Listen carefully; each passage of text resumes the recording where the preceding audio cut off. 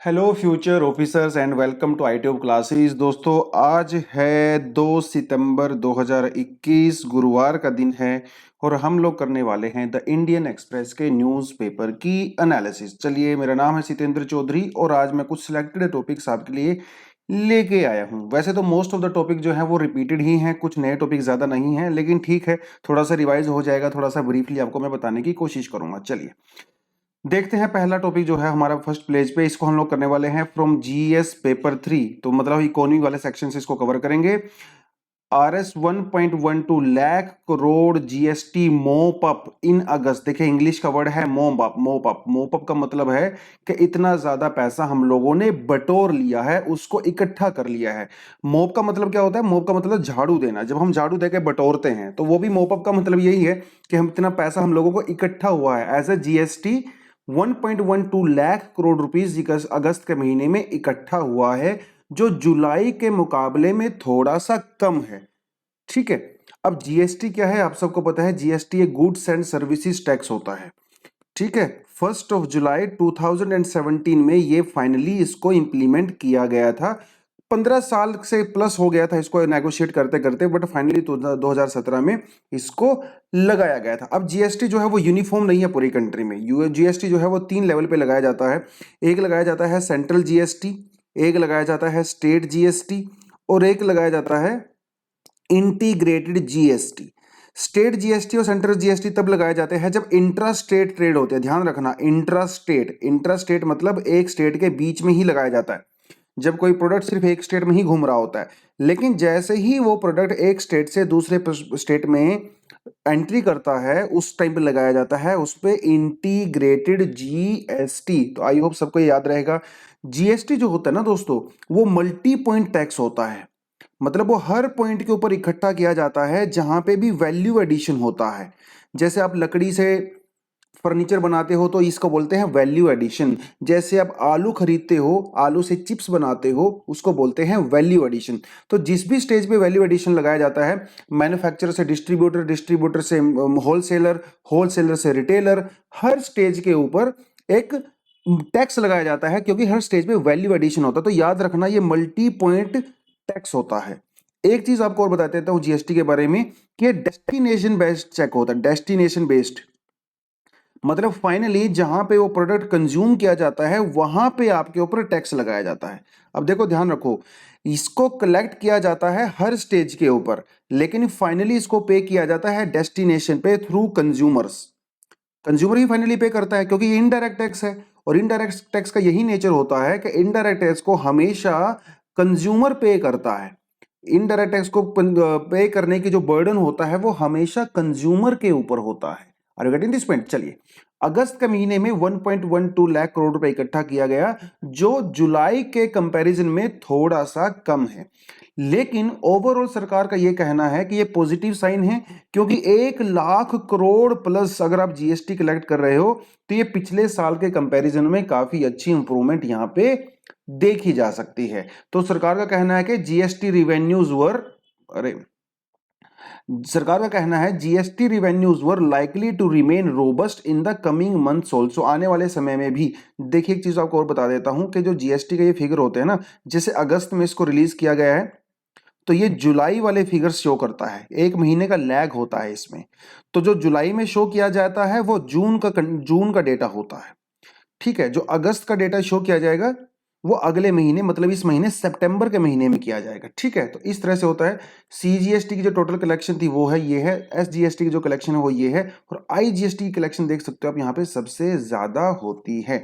तो ये था थोड़ा सा जीएसटी के बारे में, हल्का सा आपको पता होना चाहिए। जीएसटी जो है वो एक इनडायरेक्ट टैक्स होता है, डायरेक्ट टैक्स नहीं होता है। डायरेक्ट टैक्स हमारे पास जैसे पर्सनल इनकम टैक्स होता है ना, या फिर आपके पास जो कोऑपरेटिव टैक्स होता है, इनको बोलते हैं direct tax. Are you getting this point? चलिए, एक चीज हो गया। और जीएसटी जो बेसिकली दोस्तों ना सिर्फ वैट के जैसा ही होता है। जैसे वैल्यू एडिशन टैक्स हमारा वैट होता है, वैसे ही जीएसटी होता है। जीएसटी में और वैट में सिर्फ इतना फर्क होता है कि वैट जो है वो यूनिफॉर्म नहीं था थ्रू आउट द कंट्री, लेकिन GST through out the country वो यूनिफॉर्म होता है। आपके लिए मेरे पास एक क्वेश्चन है प्रीलिम्स के लिए। आप मुझे कमेंट सेक्शन में ये बताओगे कि ऐसे कौन कौन से आइटम्स हैं जो जीएसटी का पार्ट नहीं है। This is my question for you.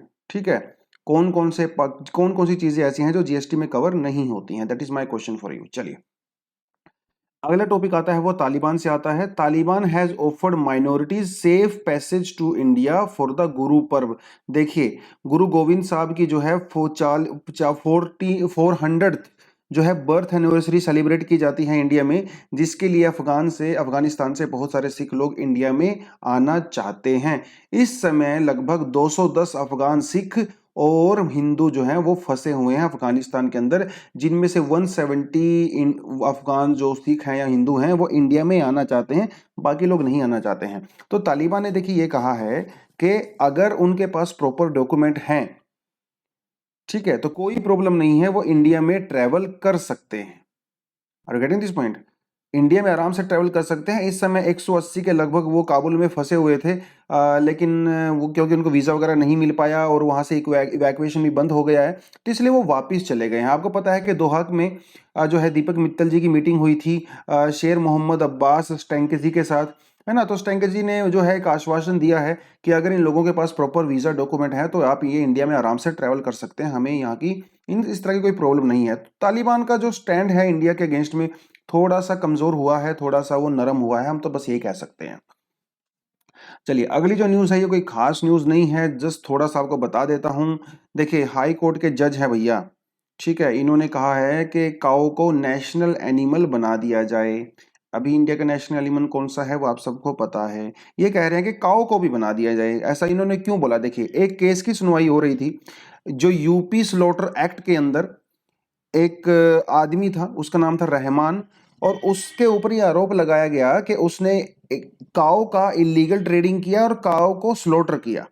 उसके अगेंस्ट में जो है वो केस चल रहा था इलाहाबाद हाई कोर्ट में। तो इलाहाबाद हाई कोर्ट के जो जज हैं जस्टिस शेखर कुमार यादव, इन्होंने उसकी बेल को डिक्लाइन कर दिया, रिजेक्ट कर दिया, और उन्होंने ये भी कहा कि प्रोटेक्शन ऑफ काऊ को ऑल इंडिया लेवल पे it should be declared as a fundamental right for Hindus. आपका इसके बारे में क्या सोचना है मुझे कमेंट सेक्शन में जरा बता दो, देखें कि आपका विचार क्या कहता है। देखिए आपका विचार कुछ भी हो सकता है, प्लस भी हो सकता है, माइनस भी हो सकता है, doesn't matter as long as आप उसको जस्टिफाई करते हो। तो इन्होंने कहा कि काऊ को एक नेशनल एनिमल डिक्लेयर कर दिया जाए, क्योंकि काऊ के जो साथ में हमारा कल्चरल और हमारा फेथ जो है वो जुड़ा हुआ है। अगर कोई काऊ को मारता है तो इससे हमारा कल्चर और फेथ जो है वीक हो जाता है, ठीक है।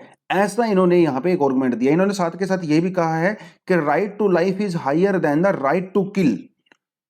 मतलब मेजोरिटी लोग काऊ को जीते देखना चाहते हैं, कुछ लोग काऊ को मारना चाहते हैं, खाना चाहते हैं, तो उसके उन्होंने कंपैरिजन किया है, द राइट टू किल जो है वो कम होता है, राइट टू लाइफ वो ज्यादा होता है। तो इस तरह की कुछ इन्होंने बात बोली है। एक बहुत ही एक बोगस, एक अनसाइंटिफिक इन्होंने यहाँ पे स्टेटमेंट दिया है। इन्होंने कहा है कि बड़ा फनी भी है कि scientist believe that the cow is the only animal that inhale oxygen and exhale oxygen. हम सबको पता है कि जितने भी एनिमल होते हैं वो फोटोसिंथेसिस नहीं कर पाते, सिर्फ प्लांट्स ही फोटोसिंथेसिस कर पाते हैं। एनिमल्स जो हैं वो ऑक्सीजन को इनहेल करते हैं और CO2 को एक्सेल करते हैं। कोई भी एनिमल हो इस दुनिया, कोई भी एनिमल नहीं जो ऑक्सीजन को छोड़ता होगा। हम जो है 21% के लगभग ऑक्सीजन को इनहेल करते हैं, जिसमें से 4-5% ऑक्सीजन हम लोग यूज करते हैं अपने मेटाबॉलिज्म के लिए, और बाकी हम जो है वैसे की वैसे छोड़ देते हैं, और CO2 को उसको हम लोग उसको ऐड करके उसको छोड़ देते हैं। तो यही मैकेनिज्म होता है। पता नहीं जो ये जज हैं इन्होंने कहां से आर्गुमेंट पढ़ा, ये दुनिया का ऐसा कोई भी साइंटिस्ट नहीं होगा जो ऐसा बोलेगा, क्योंकि ये पॉसिबल ही नहीं है, ऐसा होता ही नहीं है। उन्होंने साथ के साथ ये भी कहा है कि इंडिया में जो है हिंदूज के 33 गॉड्स और गॉडेस ऐसे हैं जो काऊ उनका एक एनिमल माना जाता है, और जो ये पंचकव्यम मतलब कर्ड, बटर, यूरिन और काऊ डंग, इसको भी पवित्र माना जाता है हिंदू धर्म में। इन्होंने साथ के साथ ये भी कहा कि बाबर, अकबर, हुमायूं, इन्होंने भी काऊ स्लॉटर के ऊपर बैन लगाया था बकरीद वगैरह के समय में। ऊपर से 1857 का इन्होंने एग्जाम्पल दिया मंगल पांडे का, जो उस टाइम जो रिवोल्ट हुआ था। कहा गया था कि ये जो काऊ के साथ सेंटीमेंट है हमारे बहुत ज़्यादा जुड़े हुए हैं। सबको पता है कि जो कार्ट्रिज थी, जो ब्रिटिश कार्ट्रिज यूज़ करते थे, उसके अंदर ये ऐसी अफवाह फैलाई गई थी कि काऊ का जो मीट है वो यहाँ पे इसमें ऐड किया गया है, और पोर्क है ना, वो फैट उसमें डाला गया है, तो जिसकी वजह से 57 का रिवोल्ट हुआ था। एनीवेज, तो इन्होंने ये बोला है, जस्ट आपने कुछ बातों पे आप अग्री कर सकते हो, कुछ बातों पे अग्री नहीं कर सकते। एनीवेज, तो आपका एक अपना पर्सनल व्यू हो सकता है। आप कमेंट सेक्शन में बता सकते हो कि इस पूरी जजमेंट को लेके आप क्या सोचते हो, ठीक है।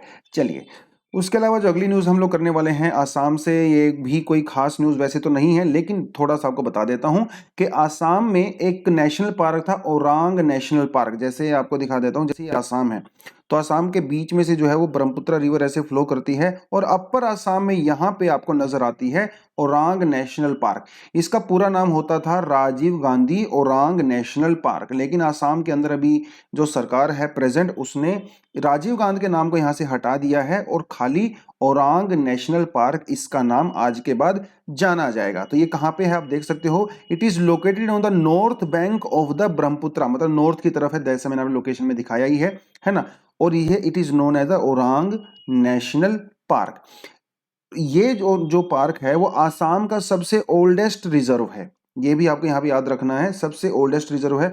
अंग्रेजों के समय में इसको 1915 में गेम रिजर्व डिक्लेयर किया गया था, लेकिन बाद में 1985 में इसको वाइल्ड लाइफ सेंचुरी का दर्जा दिया गया। डिटेल आपको बता दे रहा हूं मैं।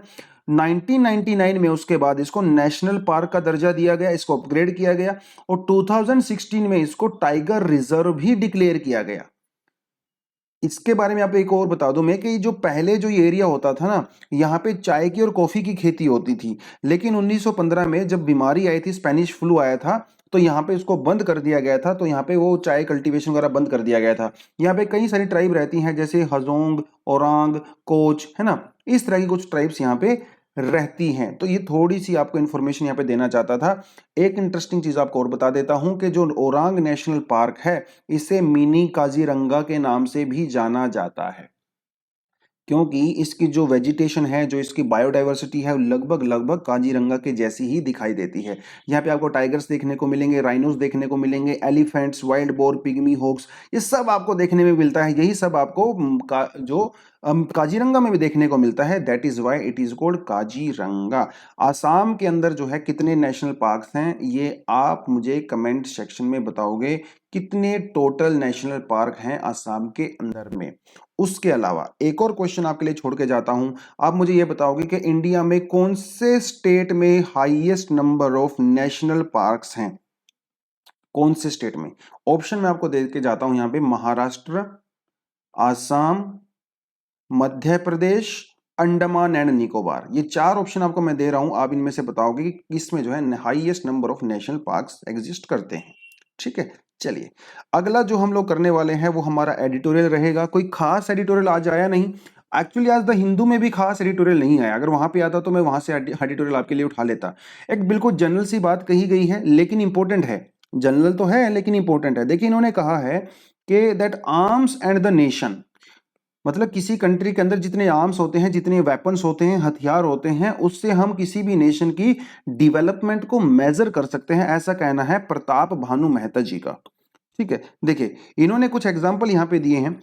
इन्होंने ये कहा है कि जो वायलेंट डेथ होती हैं, वायलेंट डेथ 1 लाख लोगों में, मतलब जो हिंसा की वजह से जो डेथ होती हैं, उसमें अफगानिस्तान में जो है 59.8 है, सीरिया में जो है बहुत ज्यादा है 187, एल सल्वाडोर में जो है 87 है, साउथ अफ्रीका में 40 है, ब्राजील में 36 है। ठीक है, और इन सारी की सारी कंट्री में जो वेपन्स होते हैं लोगों के पास, वो कंपैरेटिवली ज्यादा होते हैं। इनके कंपैरिजन में जो एशियन कंट्रीज हैं, जैसे पाकिस्तान में सिर्फ 5.9, इंडोनेशिया में, चाइना में, जापान में 1 से भी कम है, और इंडिया के अंदर जो वायलेंट डेथ है दैट इज 3.9%। मतलब 100 लोग अगर मर रहे हैं इंडिया में, तो 3.9% लोग जो है वायलेंस की वजह से उनको डेथ हो रही है। और जो यूरोपियन कंट्रीज में और जो है स्कैंडिनेवियन कंट्री में तो बहुत ही ज्यादा कम है। Are you getting this point? और यहाँ पे इन्हीं सारी कंट्रीज में जो वेपन्स हैं लोगों के पास, वो भी काफी कम यहाँ पे देखे जाते हैं।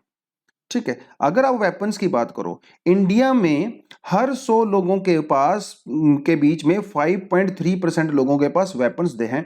चाइना में 3.2 है, इंडोनेशिया में तो 1 से भी कम है। अमेरिका दुनिया के एक ऐसा कंट्री है जहां पे 120% लोगों के पास वेपन है, मतलब एक इंसान के पास 1 से भी ज्यादा गन्स है वहां पे। जबकि ब्राजील में और साउथ अफ्रीका में ये 10 से भी कम है। Are you getting this point? तो इसका मतलब ये सिचुएशन जो दोस्तों यहाँ पे थोड़ी सी कॉम्प्लिकेटेड है। जब आप अमेरिका की बात करते हो, यहाँ पे वेपन्स इतने ज्यादा होने के बावजूद भी वायलेंस की जो डेथ है वो इंडिया से कम है, जबकि साउथ अफ्रीका में और ब्राजील में जो है वहां पे गन्स कम है, लोगों के पास वेपन्स कम है, उसके बावजूद भी जो वायलेंस की जो डेथ है वो वहां पे काफी ज्यादा है। अब इसके पीछे रीजन क्या है जो बड़ा इंटरेस्टिंग है, जो मुझे बहुत मजेदार लगा, उसके पीछे रीजन है कॉलोनियल प्रैक्टिस। देखिए, पाकिस्तान, इंडिया, बांग्लादेश, चाइना, इन सारी की सारी कंट्री में लोगों के पास कम हथियार हैं। इसका रीजन ये एक है कि जब ब्रिटिश यहाँ पे रूल किया करते थे, उन्होंने कुछ ऐसे रूल बनाए थे कि लोकल लोगों के हाथों से उन्होंने वेपन्स छीन लिए थे। उन्होंने बड़ी टाइट रूल्स बनाए थे वेपन्स को लेके, ब्रिटिश ने। Are you getting this point? देखिए यहाँ पे साफ साफ लिखा हुआ है, कहते हैं colonial practices embedded guns in some societies and not in others. देखिए यहाँ पे एक बड़ा वर्ड आपको देके जाता हूं मैं, एम्बेडेड। एम्बेडेड का मतलब क्या होता है, एक आपकी, क्योंकि वोकैबुलरी भी हम लोग करवाते हैं साथ में एम्बेडेड का मतलब होता है to make integral part of, ये पूरा थोड़ा सा यहाँ पे इरेज कर देता हूं, to make integral part of, मतलब अगर आप किसी को किसी चीज का इंटीग्रल पार्ट बनाते हो तो इसका मतलब होता है एम्बेडेड। ठीक है, जैसे एक एग्जांपल आपको देता हूं, जैसे reading newspaper is embedded in my daily routine, तो मेरे डेली रूटीन का पार्ट है न्यूज़पेपर पढ़ना। तो इस तरह से आप यहां पे इसको एग्जांपल में दे सकते हो। तो अंग्रेजों ने क्या किया, कुछ कंट्री में अंग्रेजों ने जो आर्म्स कंट्रोल एक्ट था वो बहुत स्ट्रोंग रखा, कुछ कंट्री में उसको बहुत ज्यादा लीनियंट रखा। जैसे अमेरिका का यहाँ पे एग्जांपल दिया है बड़ा शानदार। अमेरिका में ब्रिटिश लोगों ने आर्म्स एक्ट बहुत ही ज्यादा ढीले रखे थे, क्योंकि वहां पे उनको रेशियल स्ट्रेटजी और सुपरमेसी दिखानी थी। अमेरिका में क्या था, व्हाइट लोग जो होते थे वो स्लेव्स को रखते थे, और स्लेव्स को कंट्रोल करने के लिए व्हाइट लोग अपने पास गन रखते थे, इसलिए ब्रिटेन ने वहां पे गन अलाउ किया था। बाय इन एशिया में क्या था, by contrast colonial empires for their own self protection pacified and built state and societies by disarming act.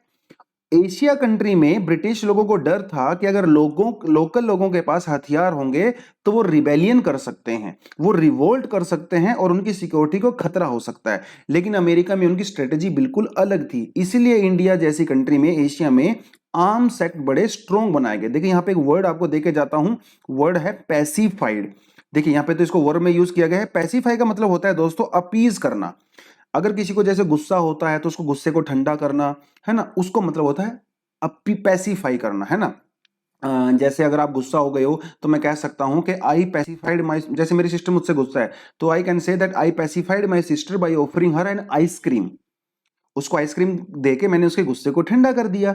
तो ब्रिटिश वाले लोग भी ऐसे करते थे, उन्होंने एशिया में वेपन्स, देखिए यहां पे दिखाया इन्होंने कि आर्म्स एक्ट 1878 पास किया गया था ब्रिटिशर्स के द्वारा, जिसमें जो है इंडिया में जो लोग हैं वो हथियार नहीं रख सकते थे। इवन गांधी जी, देखिए वर्ड देखिए आप, एक एक word, even Gandhi wanted it to overturn later. ये जो आर्म्स एक्ट 1978 था, गांधी जी भी इसके अगेंस्ट में थे, जबकि गांधी जी नॉन वायलेंस को फॉलो करते थे, उसके बावजूद भी वो इसके अगेंस्ट में थे। यहां पे देखिए वर्ड क्या यूज किया गया है, ओवरटर्न्ड, है ना। ओवरटर्न का मतलब क्या होता है दोस्तों, ओवरटर्न का मतलब होता है उसको इनवैलिडेट करना, उसको डिस्ट्रॉय करना। मतलब गांधी जी भी चाहते थे कि ये इनवैलिडेट हो, ये डिस्ट्रॉय हो जाए, ये लो, समझ रहे हो। तो एक वर्ड बीच बीच में आपको मैं यहाँ पे बता दे रहा हूं।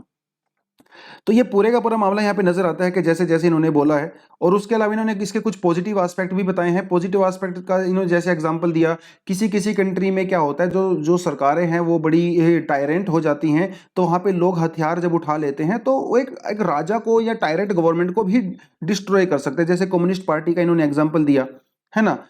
नेपाल के अंदर जो मूवमेंट हुई, अगर उनके पास हथियार नहीं होते कम्युनिस्ट पार्टी के लोगों के पास, तो क्या वो वहां पे डेमोक्रेसी आ पाती? बिल्कुल भी नहीं आ पाती। इस तरह के कुछ अच्छे एग्जाम्पल भी नजर आते हैं हिस्ट्री में, और कुछ खराब एग्जाम्पल भी डेफिनेटली हिस्ट्री में नजर आते हैं। ठीक है, देखिए यहाँ पे क्या लिखा हुआ है, supply of weapons matter and unless controlled acquires N autonomous dynamism. ठीक है, देखिए इसका मतलब ये है कि अगर किसको हथियार सप्लाई हो रहे हैं ये मैटर नहीं करता है, किसको सप्लाई हो रहे हैं ये मैटर करता है। जैसे अगर आप अफगानिस्तान का एग्जांपल लो तो वहां पे तालिबान के हाथ में हथियार आ गया तो अच्छा थोड़ी है। हथियार ये भी डिपेंड करता है कि किसके हाथ में है। जैसे यमन के अंदर जो क्राइसिस चल रहा है, वहां पे बहुत सारा जो हथियार है जो यूएसए ने सप्लाई किया था अपने फ्रेंड्स को, अल्टीमेटली वो टेररिस्ट के हाथों में चला गया। अफगानिस्तान के अंदर ही देख लो, जो हथियार अमेरिका ने उनके आर्मी को दिए थे, अफगान आर्मी को, फाइनली तालिबान के हाथ में चले गए हैं, है ना। तो इस तरह की चीजें भी हैं यहाँ पे।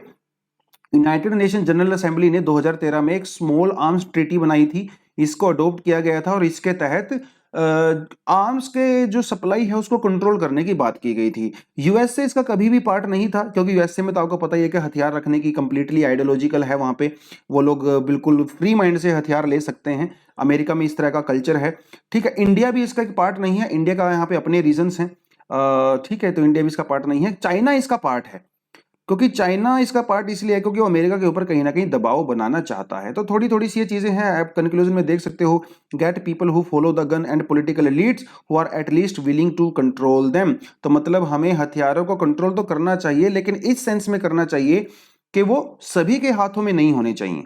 ऐसा ना हो कि किसी गिने चुने लोगों के हाथ में हथियार बहुत सारे हों और बाकी के पास बिल्कुल भी ना हो, तो अपने आप को प्रोटेक्ट कैसे करेंगे, ये भी यहाँ पे एक समस्या है ना।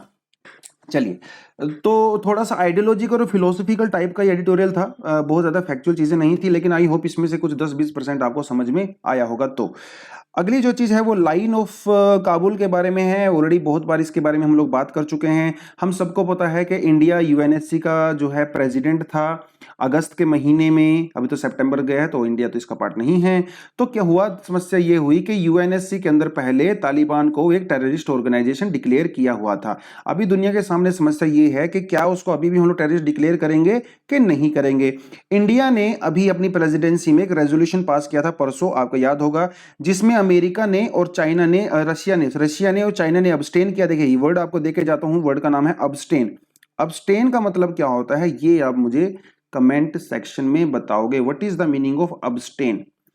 China and Russia abstained from the resolution, साफ साफ लिखा हुआ है, and US, France, UK they supported the resolution which was proposed by India. इसमें कुछ बातें कही गई।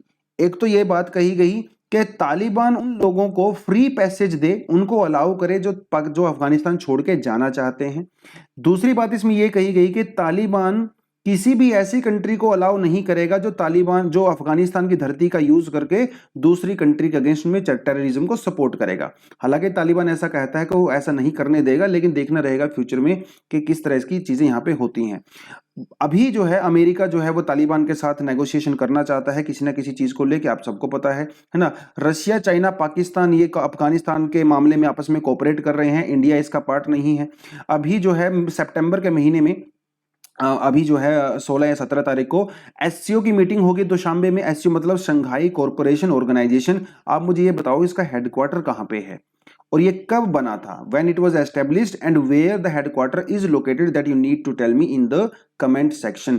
अब इसमें भी जो है अफगानिस्तान के मुद्दे पे बात की जाएगी। एससीओ का मेंबर इंडिया भी है, परमानेंट मेंबर है इंडिया भी। 2017 में इंडिया को भी यहाँ पे मेंबर शायद बनाया गया था, है ना। वो सारी की सारी चीजें हैं, तो इसके बारे में तो हम लोग पहले ही पढ़ चुके हैं। एक और रेजोल्यूशन इंडिया ने पास किया गया था, रेजोल्यूशन 1267, जिसमें जैश ए मोहम्मद को और लश्कर ए तोयबा को टेररिस्ट ऑर्गेनाइजेशन डिक्लेयर किया गया था। अब यहाँ पे समस्या ये है कि इसी सेम रेजोल्यूशन के अंदर कुछ तालिबानी लीडर्स को भी टेररिस्ट डिक्लेयर किया गया था। वही तालिबानी लीडर्स आज अफगानिस्तान में पावर में हैं। तो क्या इंडिया उस रेजोल्यूशन में से उनका नाम हटाएगा कि नहीं हटाएगा, ये फ्यूचर में बड़ा इंटरेस्टिंग रहेगा देखने के लिए, क्योंकि अभी तक मोस्टली दुनिया तालिबान को एक टेररिस्ट ऑर्गेनाइजेशन की नजर से ही देख रही थी। तो अभी यूनाइटेड नेशन के सामने भी ये समस्या है और इंडिया के सामने भी समस्या है कि तालिबान के साथ कैसे डील करें, ठीक है। चलिए, अगली जो न्यूज आती है वो आती है दुनियादारी से, द वर्ल्ड से। Taliban set to name Akhundzada as the supreme leader, map out their government. ठीक है, देखिए अखुंदाजे जो है इसको सुप्रीम लीडर बनाया जाएगा। ये कोई हमारे एग्जाम के पर्सपेक्टिव से नहीं है, बाद की बातें हैं, ठीक है। जो भी बने ना बने हमें उससे बात से कोई मतलब नहीं है। इसके खुद के लीडर हैं, वो बनाते रहें उसको। उसके अलावा जो ये चीज है ना, मुल्ला अब्दुल घानी बरादर, ये को फाउंडर हैं तालिबान के। तो ये इनका क्या रोल होगा देखना, ये यहाँ पे बहुत ही ज्यादा इंपॉर्टेंट रहने वाला है। देखिए तालिबान में होगा क्या ना अभी फ्यूचर में, एक तालिबान का कोई रिलीजियस हेड होगा और एक तालिबान का कोई पॉलिटिकल हेड होगा, जैसे ईरान के अंदर होता है। ईरान के अंदर अयतुल्ला अली खोमेनी है, वो वहां के रिलीजियस हेड हैं, और वहां पे एक प्रेसिडेंट भी होता है जो वहां के पॉलिटिकल हेड होते हैं। तो शायद इस तरह का मॉडल जो है वो अफगानिस्तान या इनके तालिबान अफगानिस्तान में फॉलो करने वाला है। लेट्स सी फ्यूचर में क्या होगा, देखने वाली बात रहेगी। अगली जो न्यूज है वो यूनाइटेड नेशन की ने एक रिपोर्ट डाली है भैया। उस रिपोर्ट में यह कहा गया है कि over a period of time दुनिया में जो नेचुरल डिजास्टर हैं, जो वेदर डिजास्टर हैं, उनकी संख्या बढ़ी है लेकिन डेथ कम हुई है। पिछले 170s के बाद से, मतलब 50 सालों में कम से कम 4 से 5 गुना ज्यादा जो है डैमेज हुआ है ओवरऑल डिजास्टर की वजह से, लेकिन जान लोगों की कम गई है। In the 1970s and 1980s they killed an average of 170 people a day. एक दिन में 70 लोग मरते थे, लेकिन जो अभी के समय में 40 लोगों से भी कम लोग मर रहे हैं। मतलब डिजास्टर तो ज्यादा हो रहे हैं लेकिन डेथ कम हो रही है, क्योंकि अभी सैटेलाइट वगैरह टेक्नोलॉजी हमारे पास आ गई है, तो ज्यादा बढ़िया जो है हम लोग इंतजाम कर सकते हैं डिजास्टर से बचने के लिए, मिटिगेशन के लिए, है ना। वो थोड़ी थोड़ी सी चीजें यहाँ पे इन्होंने बताई हैं। उसके अलावा अमेरिका में जो अभी हरिकेन ईडा है, आपको पता ही है वो आ रहा है हरिकेन ईडा अमेरिका के अंदर। उससे पहले 2005 में एक बहुत ही खतरनाक साइक्लोन आया था अमेरिका में जिसका नाम था कैटरीना, हरिकेन कैटरीना, क्योंकि अमेरिका में साइक्लोन को हरिकेन बोला जाता है। Are you getting this point? चलिए, ऊपर से अगर पैसे की बात करें तो 1970s में $175 मिलियन का नुकसान होता था भैया। आज के समय में जो है बिलियंस ऑफ डॉलर में चला गया। कोई खास इंपॉर्टेंट नहीं है, कोई इसको फैक्ट वगैरह आपको याद करने की जरूरत नहीं है।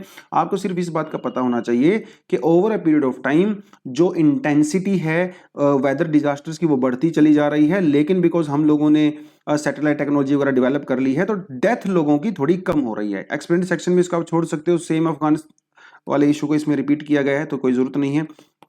यहाँ पे पूरा पॉलिटिकल टॉपिक है, इसको आप कंप्लीटली यहाँ पे छोड़ सकते हो, ठीक है। तो और उसके बाद इकोनॉमी वाले सेक्शन की अगर बात करें तो एक हम लोग यहाँ पे पढ़ सकते हैं, IMF allocates 17.86 billion to India under SDR।